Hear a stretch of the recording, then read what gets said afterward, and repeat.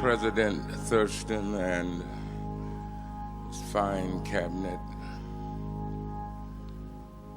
and all of you who claim the name of Jesus. We're grateful to God for this opportunity to share with you today. You will pray with me, won't you? If you brought your Bibles, in the gospel attributed to John, the 12th chapter, verse 27, 28. Now is my soul troubled, and what shall I say? Father, save me from this hour. No, it was for this very reason I came to this hour. Father, glorify your name. Then a voice came from heaven. I have glorified it and will glorify it again. The crowd that was there and heard it said it had thundered. Others said an angel had spoken to him. Some heard angels. Some heard angels. Some heard angels. Deliverance from the fear and terror of being ambushed by life's storms will always depend on the ability of your eye of faith to see the spiritual in the material. Until we learn that God usually works through the normal, the natural, the material, and be able to, with an eye of faith, look at the material and see God in it, we will miss it completely. The ancient Near Eastern mind, which includes the people of Jerusalem, to them thunder is not a part of natural phenomena. The locus of thunder in the ancient Near Eastern mind does not reside within the province of nature. To the ancient Near Eastern mind, thunder raises the question of spiritual versus material. Now, with the neo-scientific community, explaining thunder is no problem at all. Anyone with just normal knowledge can tell you that thunder is natural phenomena. Anyone can tell you that. Strike of lightning heats up the cold air. It expands and draws in the hot air and gives off an explosion. That's thunder. But 2,000 years ago, if you could have been there and you were armed with this scientific data, you better keep it to yourself. For to enunciate such blasphemy would certainly result in your stoning. You never mention any lightning. You never mention any combustion, because to them thunder was divine phenomenon. Now, to the mind of the ancient Near Eastern believer, thunder is of God. It is always tantamount or equated with either the direct voice of God or God's personal and direct communication with the people of the earth. In the Bible, the word thunder is mentioned some 40 times, and on 32 different occasions.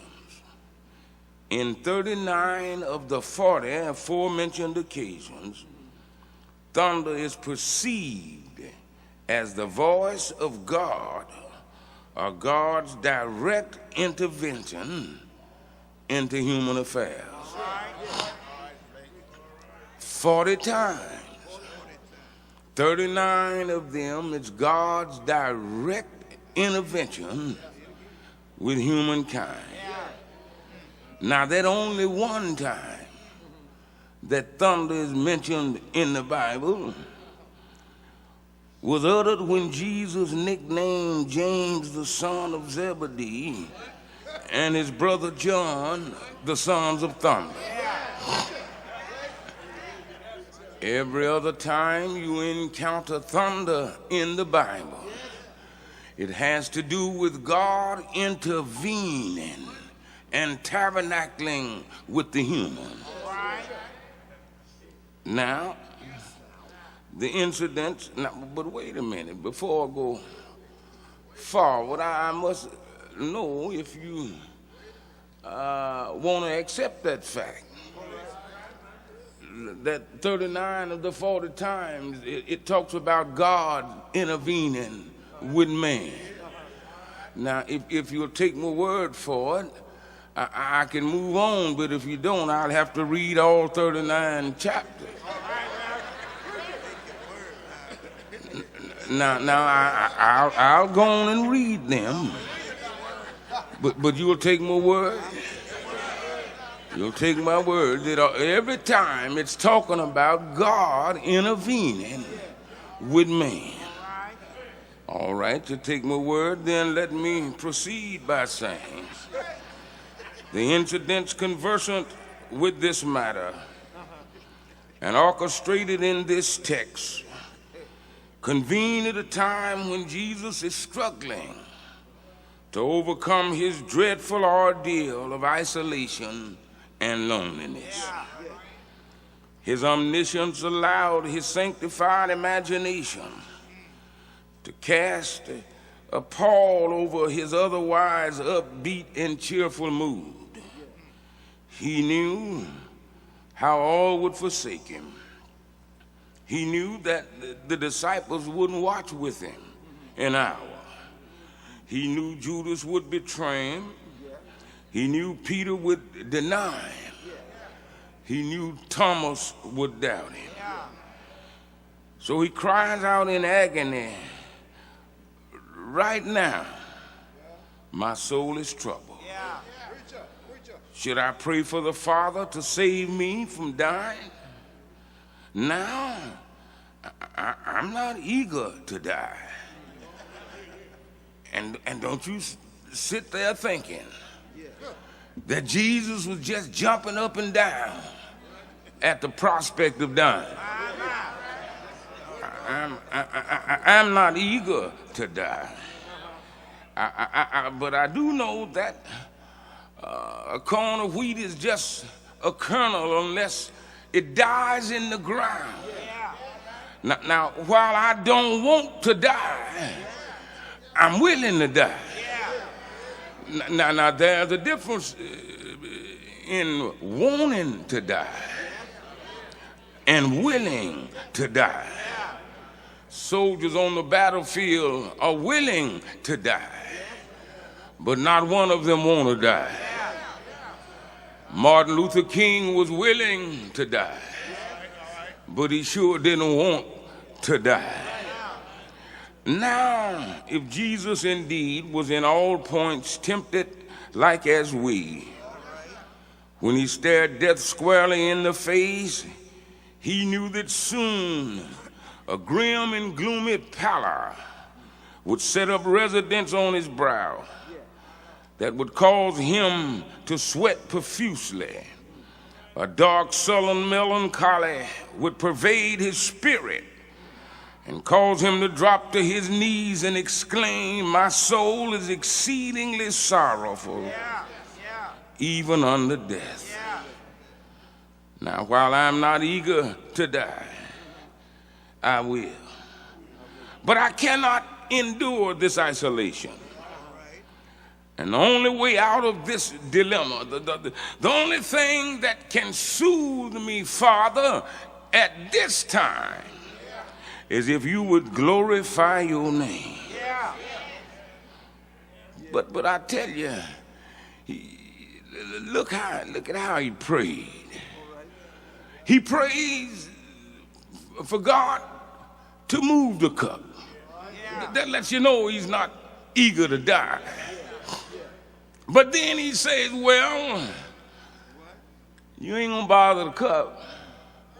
All right, so be it. Let your will be done. Thank God I learned that kind of prayer some time ago when I had a certain mountain in my life over the which I could not climb. And I flung it up before the Lord many times. I'd pray, Lord, move that mountain. Move that mountain, Lord. And I'd go to bed content that in the morning the mountain would be gone. Arise only to see the mountain still majestically standing as a sentinel, barring my way.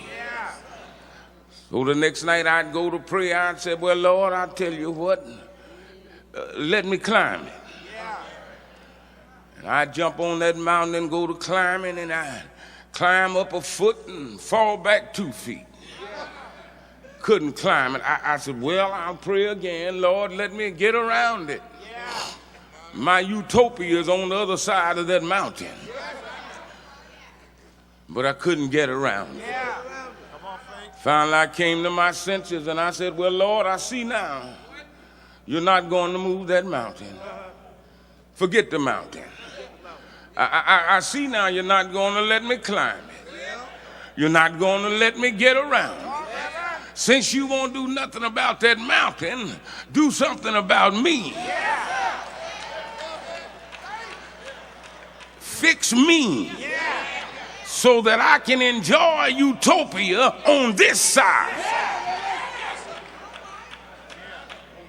That's true prayer. Now, Lord, you can calm my fears if you'd only glorify your name.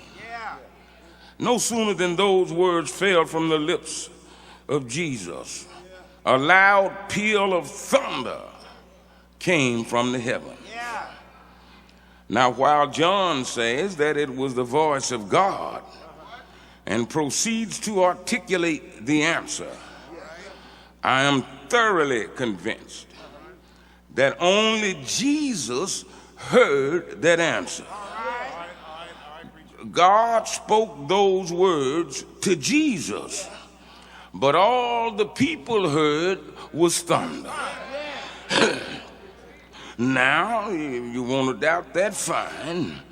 But let me proceed to see if I can look at the text and determine whether they heard it. Josephus says that between 2,800,000 people attended the feast. In all that multitude, not one of them reported hearing a voice. Are you listening? 2,800,000 people, and not one person said anything about hearing a voice. The reason I conclude that only Jesus heard the voice is due to the conclusions of the multitude as well as the multitude's makeup. Now, the overwhelming majority of the crowd are devout believers in God. And though some of them cared little about what Jesus had to say, they would have given their lives to have heard one word spoken from God. Yet not one in 2,800,000 people claimed to have heard a voice.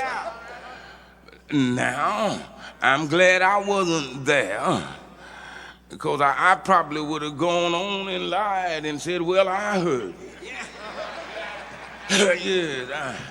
I might have wanted to stand out in the crowd, and I'd have said I heard it. But not even one said they had heard a voice. They said it is thundering. Now, my brothers and sisters, not one single person in that crowd gave that testimony. The overwhelming majority of the people said it's thundering. They admit outright that all they heard was thunder. Now, the few scattered minority said an angel has spoken to me. Now, that sells it for me. Now I'm positive that no one but Jesus heard the voice. All they heard was thunder. Nobody but Jesus heard the voice. I'm convinced now, because the voice that Jesus heard spoke to him and said, I have glorified my name, and I'll do it again. I have glorified my name. I'll do it again. That sells it for me. I now know that nobody heard that voice but Jesus. Let me remind you again, out of 2,800,000 people, the overwhelming majority said it thundered. There were a few that said, no, it's thundered all right, but an angel has spoken to him. I'm sure now that nobody heard that name, that word, but Jesus. Because listen to what the angel said. I have glorified it, and I'll do it again. I have glorified it. I, the God of Abraham, Isaac, and Jacob. I, the Alpha and Omega. I, Yahweh. I, Elohim. I, El Shaddai. I, Elyon. I, Sabaoth. I. Oh, brothers and sisters, the faithful minority report was that an angel had spoken to him. But no self-respecting angel would dare stand in the face of the Almighty and have the reckless audacity to say, I. That sells it for me. No way an angel would have said, I have glorified it. If an angel was talking, he'd have said, the Lord told me to tell you that he glorified it, and he'll glorify it again. Oh, my brothers and sisters, it thundered, but some of them heard angels. That's the very reason I call them the faithful minority, because it's not that kind of great faith that will revive the people of the earth when you can only hear thunder and can't read into the thunder. Thank God that some of them heard angels. Now, while they will admit it was thunder, their faith will not allow them to admit that it's only thunder. Their faith kept telling them that though what they heard was indeed thunder, some way, somehow, by some means of divine communication, God, through that thunder, is sending a reply to Jesus. Now, the point I'm trying to make to you this morning is that everyone heard the thunder, but the meaning of the thunder was only perceived by each of them in proportion to their own spiritual intelligence. Now, it's not sufficient to me to say that the voices and the thunder were identical. No, it was either a voice or it was thunder. Now, while I do believe that God spoke those words to Jesus, I'm convinced that all the crowd heard was thunder. I have no doubt about it. Thunder, ordinary thunder, atmospheric thunder, natural thunder, material thunder. But that's just the point of this message. It is in the natural that God operates. I know you would like to think of God sitting up there pulling strings, winking his eyes and mountains move, waving his hand and rivers swing wide open. God, for the most part, works through the natural, through the material. You see, it's a miracle to you because you've never seen it done. It's common practice with God. My brothers and sisters, he works through the natural. So when we speak of thunder, I'm talking about the natural, the material. Now, in all of this time, we are reminded that the divine communication comes for the most part through the natural and the material. But now, understand that divine communication comes, but it does not come with the voice of God. Now listen, all of you great preachers out here, all you that's called, all you great preachers heard from God. Now, God made some divine communication with you. Yes, he did. But please don't insult our intelligence by trying to tell us that you held an audible conversation with God, because you didn't. No sense trying to fool me. No sense telling me that you and God sat down and he told you go preach. He did no such thing. God works through the natural. You didn't hear not one audible word from God. My brothers and sisters, but God works through the thunder, through the natural. He wants you to preach, so he'll just bother you and get on you and stay on you. cause you to have to wrestle with him. And some of you put up a good wrestling match. But when the wrestling match was over, you don't know how it happened. But God had stamped something in your soul that made you say, for God I live, for God I die.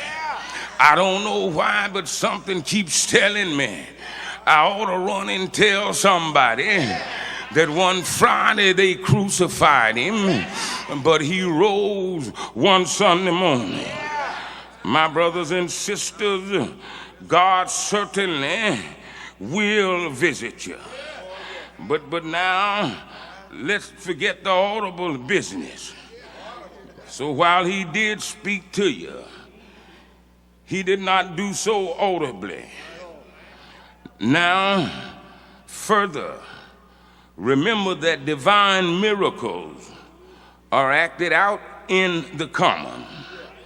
Don't you ever think that God is not at work when the surgeon is. I know you want to think that God pointed his finger and just healed your body. No, God is guiding the hands of that surgeon.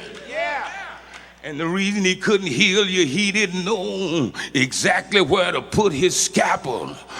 But God guides him. I know you want to credit the doctor for that, but it's God who brought you through that. Oh, brothers and sisters, I thank God that he works through the natural. For in 1923, when God saw that infectious disease would eventually wipe out a third of the world's population, he did not shout down from heaven.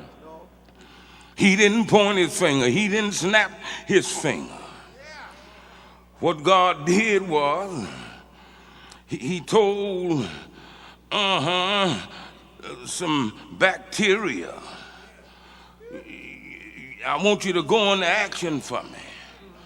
I want you to climb up on a slice of bread and just sit there till I tell you different.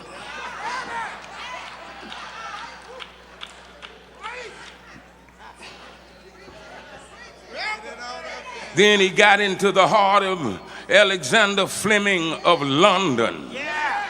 And I don't know how, don't ask me. Every time he got ready to throw that bread away, God wouldn't let him. Now, after a while, God got back in Fleming and told him, now put that bread under a microscope.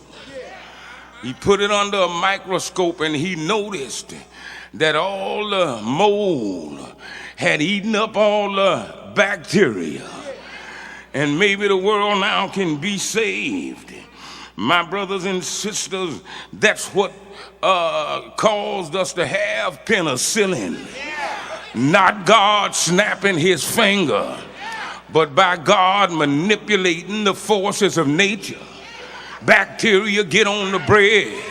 Bread stay put till I say so. Oh, brothers and sisters, thank God that he works through thunder. He absolutely speaks, but he speaks through the thunder. The same thing happened in 53 when polio was killing all of my children. Jonas Salk, I don't know how God did it. It is the most idiotic idea I've ever heard.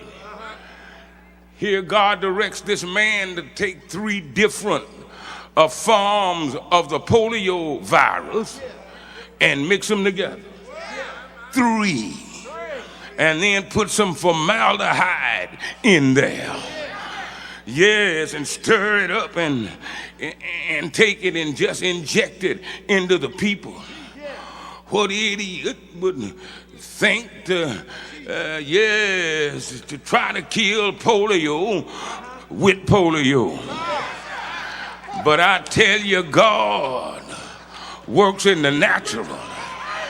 He can make the polio virus act any way he wants it to act. And my brothers and sisters, Jonas Salk came up with the vaccine that saved our children from extinction. Miracles are acted out in the common, the natural, and the material. But you need the eye of faith to be able to see the spiritual in the material. The overwhelming majority of the multitude said it's thundering, and I agree. But just thunder, oh no, there's more to it than that. But only those who employ the eye of faith can see the spiritual in the material. Let me see if I can help us right here. You can look at a whole lot of things, but if you don't look at them through the eye of faith, it's just another happening. God calls Moses up to that mountain. See that, Moses? Look at that bush just burning. Yeah, I see it, Lord. No, you don't.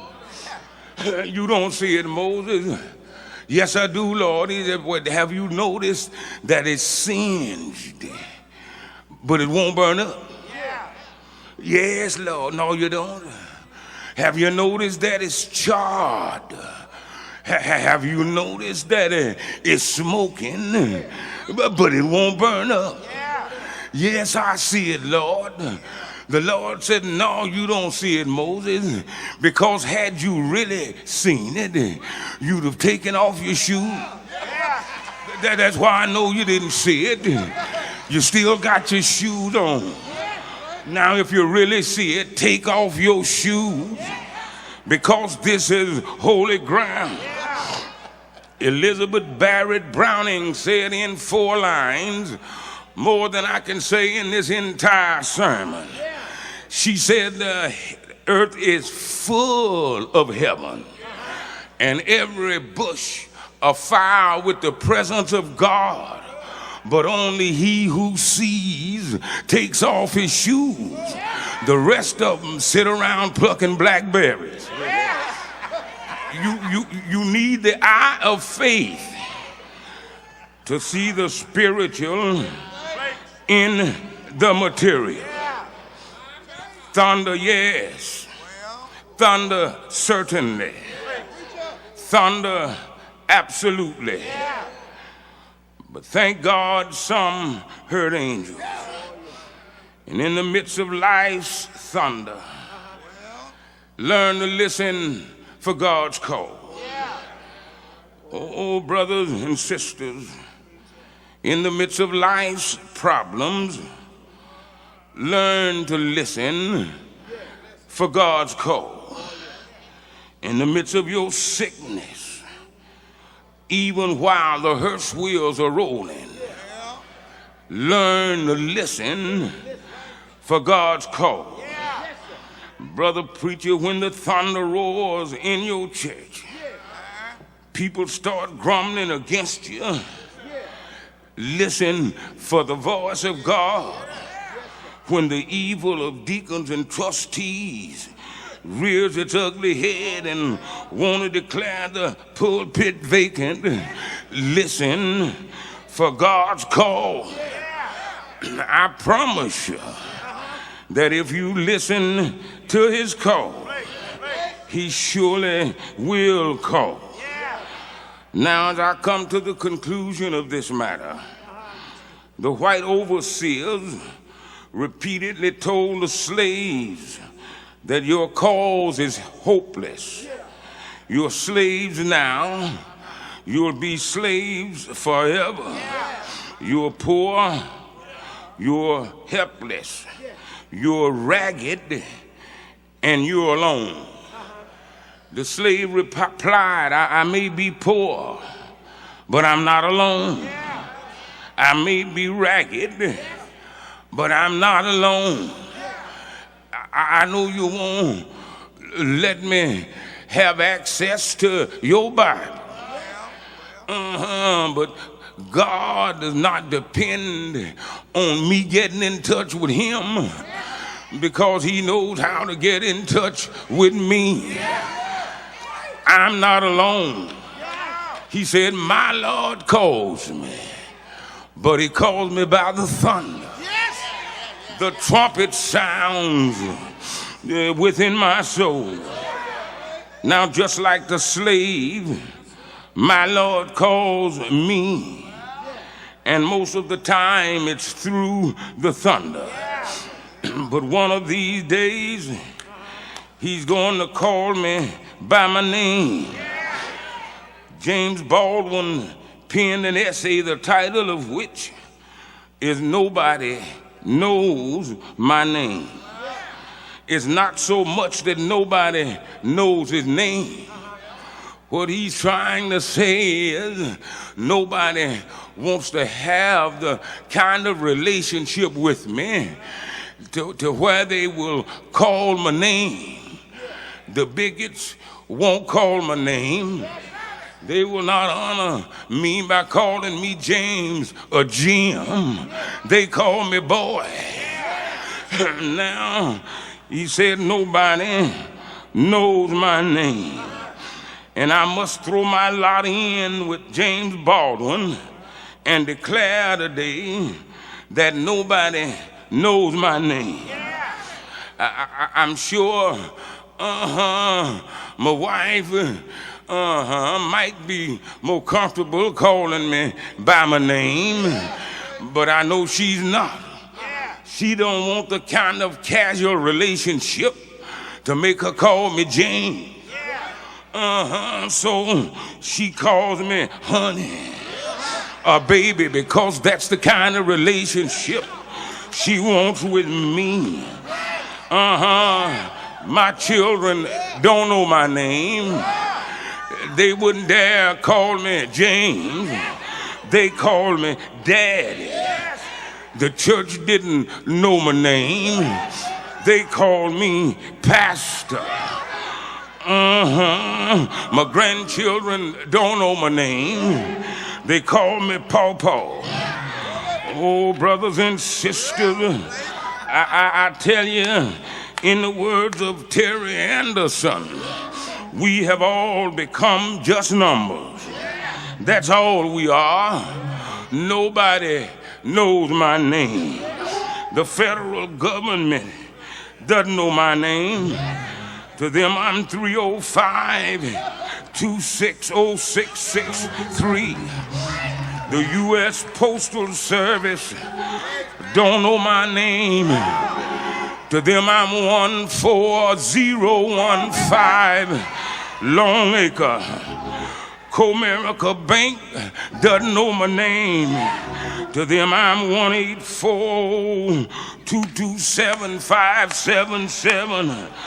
To Ameritech, I'm only 313-836-4113. That's why I'm so glad that one of these days he's going to call me, and it won't be by the thunder.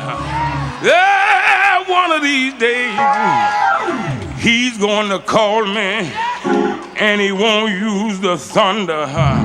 One day my summons will come, and when he calls me, I want to be where I ought to be. When he calls me, I want to be doing what I ought to be doing. When he calls me, I want to be in the place I ought to be. When he calls me, I want to answer by name. So in the midst of your crisis, the voice of the Lord is all you need to hear.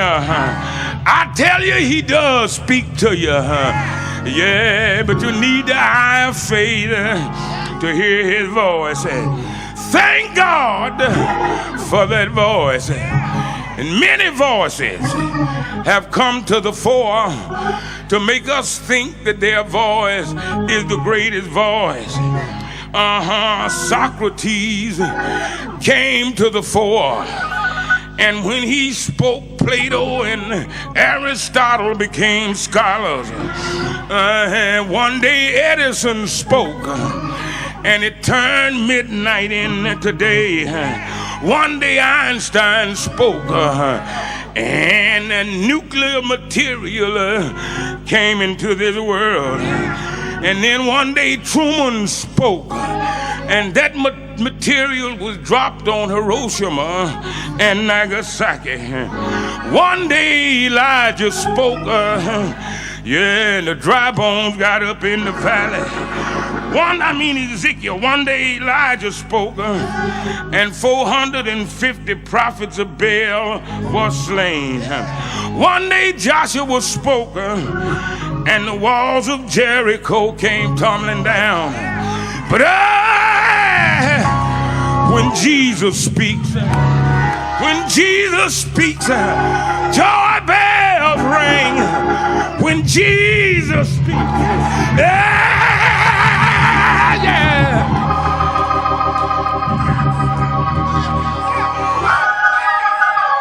I come to the garden alone.